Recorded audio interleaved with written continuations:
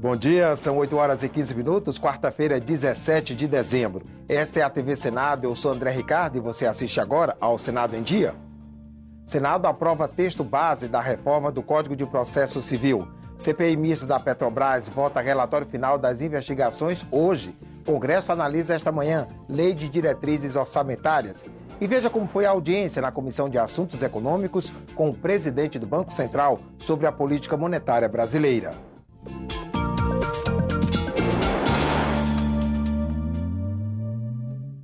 O plenário do Senado aprovou ontem o projeto de lei que reforma o Código de Processo Civil. A matéria agiliza as decisões judiciais envolvendo bens e contratos entre particulares. O Código de Processo Civil... A votação foi marcada inicialmente para as 11 da manhã.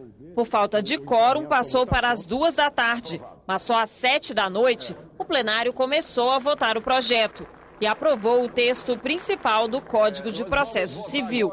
Está aprovado o novo Código de Processo Civil.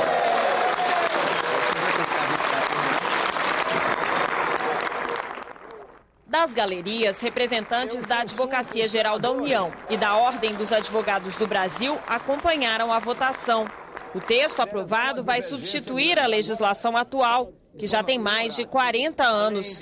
É o primeiro Código de Processo Civil elaborado num regime democrático. Nós estamos construindo com a Câmara dos Deputados, aqui está o nosso relator, Paulo Teixeira, com a Comissão de Juristas representada pelo ministro Fux, o monumento legislativo, um Código de Processo Civil cidadão. Foram mais de 100 audiências públicas, 60 mil e-mails coletados pela Comissão de Juristas, mais de 200 de contribuições da academia. O ministro do Supremo, Luiz Fux, também veio ao Senado. Ele presidiu a Comissão de Juristas que elaborou o texto em 2009.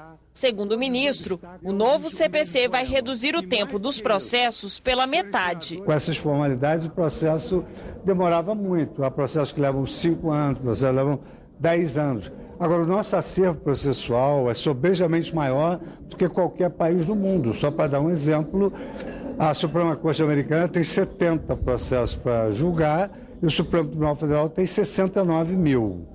Então, evidentemente que esse código vai trazer instrumentos capazes de nós agilizarmos a prestação da justiça em todas as instâncias. O texto, que promete tornar a justiça mais ágil, propõe a redução de recursos, estimula a solução de conflitos por meio da conciliação e cria o incidente de demandas repetitivas. Isso é quando você tem milhares de ações no judiciário, o que nós propusemos é que a primeira ação que chegar no tribunal, o tribunal instala o incidente e, enquanto ele discute o direito a ser aplicado, ficam suspensas as ações que estão tramitando. E depois que ele decidir sobre o direito a ser aplicado, ele será aplicado a todas as ações em andamento. Depois da palavra do Congresso, o novo Código de Processo Civil precisa da assinatura da presidente Dilma Rousseff para virar lei e entra em vigor 1 ano após ser sancionado. Mas a votação do novo CPC ainda não terminou. Não houve acordo para apreciar os destaques, pontos do texto que podem mudar. Dos 16 apresentados, o relator acatou 12. Eles serão votados no plenário do Senado nesta quarta-feira, ao meio-dia. Nós estamos encaminhando para fazer um entendimento de que esses destaques possam ser votados em globo. Vamos votar todos os destaques, aqueles que têm parecer favorável e os que têm parecer contrário. O plenário também se reúne à 1 da tarde para apreciar outras matérias, como o projeto que acrescenta ao Código Penal o feminicídio, homicídio qualificado por ódio às mulheres, e o projeto de lei que acaba com a guerra fiscal entre os estados. A TV Senado transmite ao vivo. Confira agora a agenda das comissões do Senado para amanhã desta quarta-feira. A Comissão de Assuntos Sociais tem na pauta projeto que cria procedimentos para a revalidação de diplomas estrangeiros de medicina. Uma das exigências é que o requerente cumpra 2.520 horas de prática profissional em território brasileiro, de preferência em comunidades carentes de profissionais de saúde. Na primeira parte da reunião, a Comissão de Constituição e Justiça examina propostas de reforma do Código Penal. A matéria original foi elaborada por uma comissão de juristas instalada em 2011. Depois, a CCJ examina outros itens, entre eles o que prevê eleições diretas para presidente e vice dos tribunais de justiça dos estados e dos tribunais regionais federais. A CPI mista da Petrobras se reúne logo mais às 10h15 para votar o relatório final das investigações. O texto do relator, deputado Marco Maia, não cita políticos envolvidos, mas aponta superfaturamento na refinaria Abreu e Lima, em Pernambuco, e contesta a avaliação do TCU de que o prejuízo com a compra da refinaria de Pasadena, nos Estados Unidos, tenha sido de 792 milhões de dólares. A oposição, por sua vez, quer aprovar um relatório alternativo em que refuta pontos do relatório e pede o indiciamento de políticos envolvidos. O regimento do Senado determina que cada comissão permanente avalie uma política pública do governo. A Comissão de Desenvolvimento Regional fiscaliza a situação dos destinos turísticos do país. A votação do relatório da senadora Lídice da Mata está marcada para daqui a pouco, às 9 horas. Ao avaliar os programas do governo de incentivo ao turismo, a senadora Lídice da Mata disse que os dados são insuficientes. Faltam indicadores oficiais específicos para medir os reais impactos da atividade na economia. A senadora faz uma série de recomendações ao governo federal e propõe a capacitação e a contratação de mais profissionais para o Ministério do Turismo. Ela também defende mais autonomia para a Embratur e que a autarquia tenha papel de destaque na promoção do Brasil para os Jogos Olímpicos de 2016.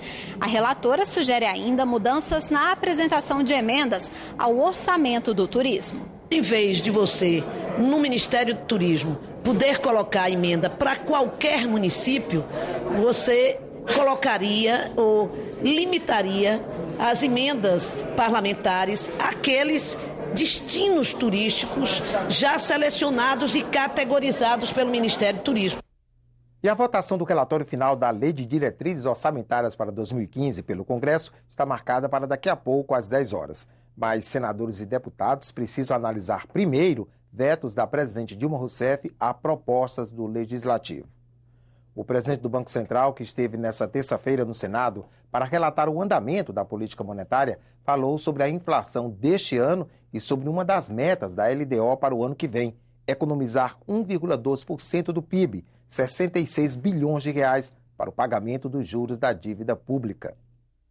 Uma conjuntura que não é uma conjuntura das mais benignas, para usar um eufemismo aqui em relação ao cenário internacional, então é um desafio sim. Quer dizer, nós falávamos em 2% antes, 1,2% vai ser desafiante, mas é factível. Se vai ser possível em 2014 estar abaixo do topo da meta de inflação de 6,5%, a resposta é positiva.